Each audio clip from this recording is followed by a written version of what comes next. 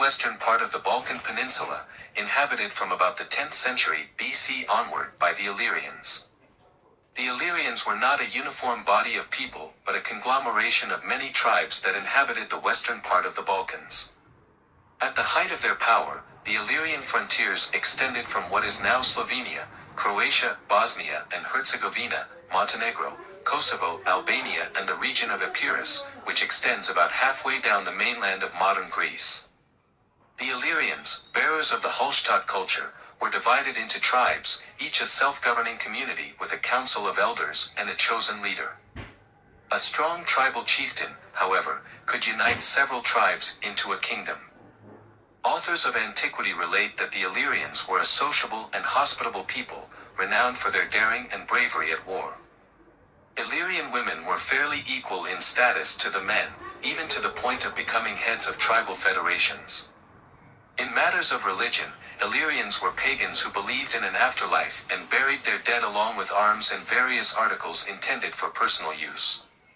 The land of Illyria was rich in minerals, iron, copper, gold, silver, and Illyrians became skillful in the mining and processing of metals. They were highly skilled boat builders and sailors as well. Indeed, their light swift galleys known as Liburni were of such superior design that the Romans incorporated them into their own fleet as a type of warship called the Liburnian. The last and best known Illyrian kingdom had its capital at Skadra, modern Shkodër, Albania.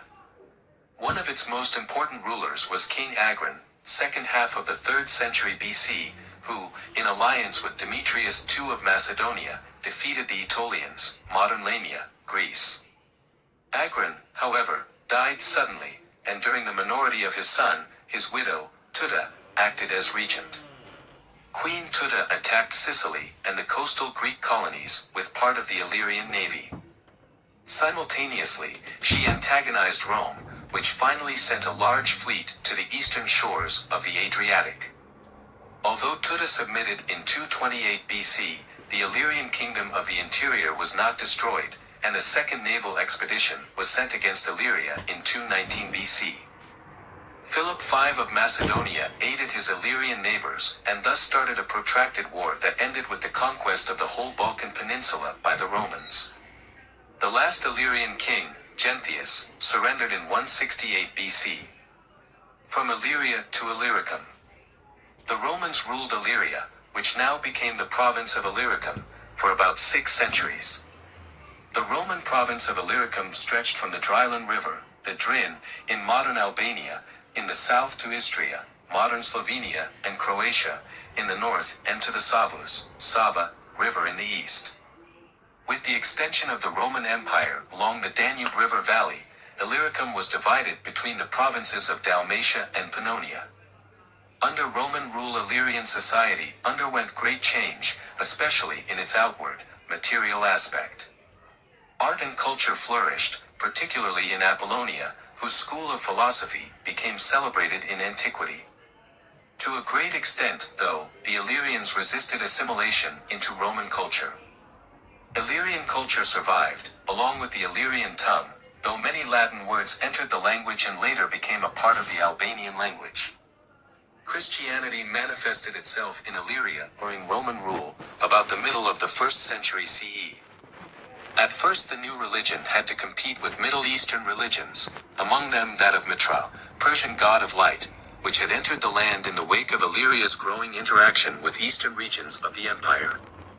For a long time it also had to compete with gods worshipped by Illyrian pagans. The steady growth of the Christian community in Dyrrhachium, the Roman name for Epidamnus, led to the creation there of a bishopric in 58 CE. Later, episcopal seats were established in Apollonia, Buthrotum, modern Butrint, and Skadra, modern Shkodër.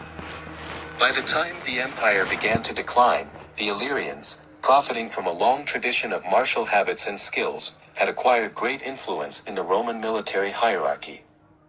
Indeed, several of them went on from there to become emperors. From the mid-3rd to the mid-4th century CE, the reigns of the empire were almost continuously in the hands of emperors of Illyrian origin: Gaius Decius, Claudius Gothicus, Aurelian, Probus, Diocletian, and Constantine the Great.